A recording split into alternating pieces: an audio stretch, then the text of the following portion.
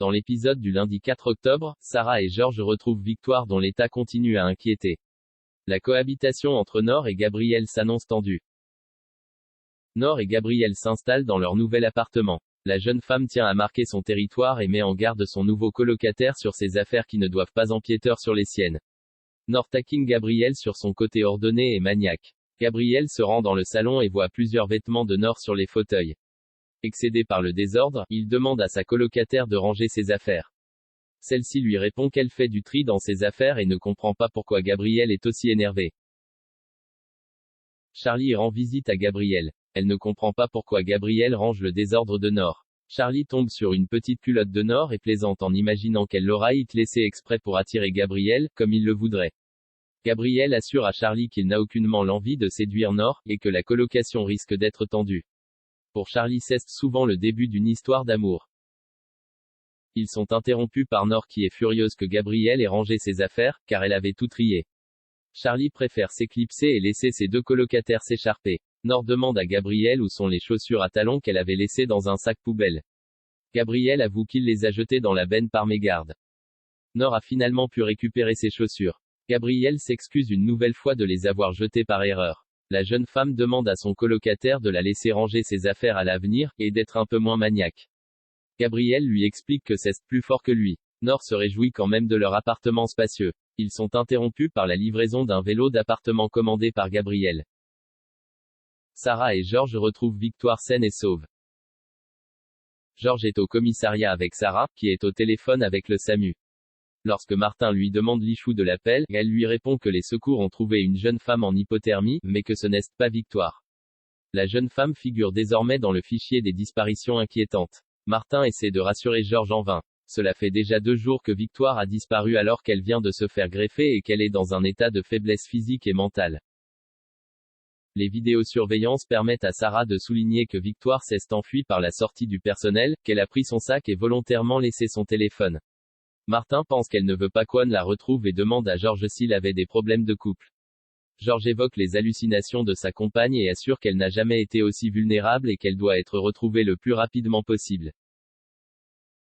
À l'hôpital, Sandrine trouve William et Samuel. La mère de Victoire veut savoir ce que celle-ci risque sans soin ni suivi médical, étant donné qu'elle est introuvable depuis 2 jours. William lui explique que le traitement anti-rejet est indispensable pour l'assimilation du greffon. Cela fait 2 jours qu'elle ne l'a pas pris et son pronostic vital est sérieusement engagé. Victoire va mourir si son corps rejette la greffe, sachant qu'elle ne peut tenir que 24 heures maximum sans la prise de ce traitement. Sarah et George sont convoqués par Roxane, qui dit avoir trouvé quelque chose. Le jeune homme est inquiet et ne peut s'empêcher de penser au pire. Roxane informe ses 2 collègues qu'elle vient de recevoir une alerte signalant que la carte bancaire de Victoire vient d'être utilisée dans une supérette. George note l'adresse et se précipite sur les lieux avec Sarah. Une fois sortie de la supérette, Sarah appelle Roxane, la caissière a reconnu Victoire sur une photo, c'est donc bien elle qui a utilisé sa propre carte bleue. Cependant Sarah bloque sur un détail, si la caissière lui a dit qu'elle était faible mais souriante, elle lui a également révélé que Victoire a acheté des sandwichs et de l'alcool, ce qui est très dangereux dans son état. George met cet achat sur le compte de son comportement inhabituel depuis quelques jours. Victoire, Solène Hébert, est dehors avec 2 femmes qui brossent ses cheveux. Elle est prise d'une petite douleur à la poitrine et les 2 femmes lui suggèrent d'aller à l'hôpital. Elle refuse. Juste à côté, George et Sarah montrent une photo de Victoire aux passants, sans succès, lorsque Sarah aperçoit la jeune femme. Elle appelle les secours. Victoire est de retour à l'hôpital et demande à Sandrine où est Dimitri. Sandrine ne comprend pas, elle ne connaît aucun homme de ce nom.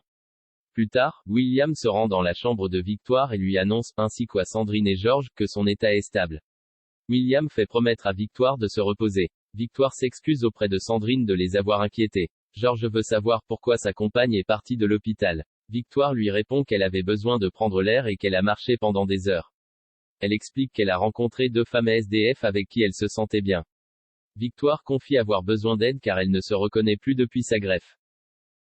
Martin vient prendre des nouvelles auprès de George, et lui conseille de rentrer se reposer maintenant que les choses vont mieux. George a peur que Victoire prenne à nouveau la fuite. Martin informe George que les 2 SDF ont été interrogés et qu'elles ont dit que Victoire leur avait acheté à manger et à boire. George révèle à Martin que Victoire se sentait bien avec les 2 femmes qu'elle avait l'impression de connaître depuis toujours. Les deux femmes disent que Victoire cherchait un certain Dimitri. Georges ne comprend pas de qui il s'agit. Victoire lit un magazine dans sa chambre et le visage de la couverture retient son attention. Elle se met soudainement à dessiner. Lorsque Georges entre dans la chambre de Victoire, il la trouve en train de dessiner un visage féminin sur tous les murs de sa chambre. Adrien ment à Alma, Jack avoue le vol du passeport. Sophia aide Adrien à trouver son père biologique sur Internet. Elle trouve plusieurs profils correspondants dans les 4 coins de la France ainsi qu'à l'étranger. Adrien est prêt à se déplacer s'il le faut, mais avoue à Sophia qu'il a peur de sa réaction. Sophia le rassure et prend le cas de Samuel comme exemple. Adrien veut rencontrer son géniteur peu importe la réaction de celui-ci. Ils sont interrompus par Alma qui prévient son fils de l'organisation du trajet pour l'aéroport. La mère de Adrien ne sait pas que son fils n'a pas renoncé à retrouver son père biologique, et qu'il ne part plus à Goa. Adrien explique à Sophia qu'il ment à sa mère pour qu'elle ne l'entrave pas dans ses recherches.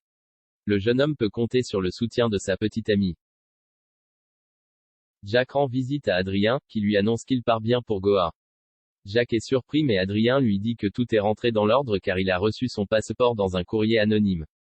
Jack avoue qu'il est le responsable du vol et s'excuse de ne pas en avoir parlé plus tôt. Adrien est furieux que Jack l'ait laissé accuser Sophia à tort, il veut connaître le motif de ce vol. Alors qu'ils se disputent au bord de la piscine, Jack tombe accidentellement à l'eau. Adrien donne un t-shirt sec à Jack. Il s'agit d'un des t-shirts avec son visage floqué car tout le reste est dans sa valise. Le jeune homme souhaite reprendre la discussion avec l'adolescent et lui demande pourquoi il a volé son passeport. Jack lui répond qu'il l'a fait par amour, pour empêcher son départ à Goa. Jack a honte et souhaite présenter ses excuses à Sophia. Adrien le retient et s'excuse à son tour. Sophia lui avait déjà fait part des sentiments de Jack et il aurait dû faire plus attention. Adrien pardonne à Jack, sans qui il n'aurait jamais su la vérité sur son père biologique. Le jeune homme prend Jack dans ses bras et lui garantit qu'il trouvera quelqu'un rapidement. C'est l'heure du départ pour Adrien. Il passe un dernier moment avec Sophia quand Samuel et Alma arrivent. Le docteur Chardot annonce à Adrien que Victoire a été retrouvée et suscite un soulagement unanime. Il monte dans la voiture avec Alma pendant que Adrien embrasse Sophia une dernière fois, avant de monter à son tour. Manon trouve Sophia triste dans le salon. La jeune étudiante a peur que Adrien s'éloigne si jamais il retrouve son père biologique. Manon essaie de rassurer sa sœur en lui certifiant que Adrien est fou d'elle.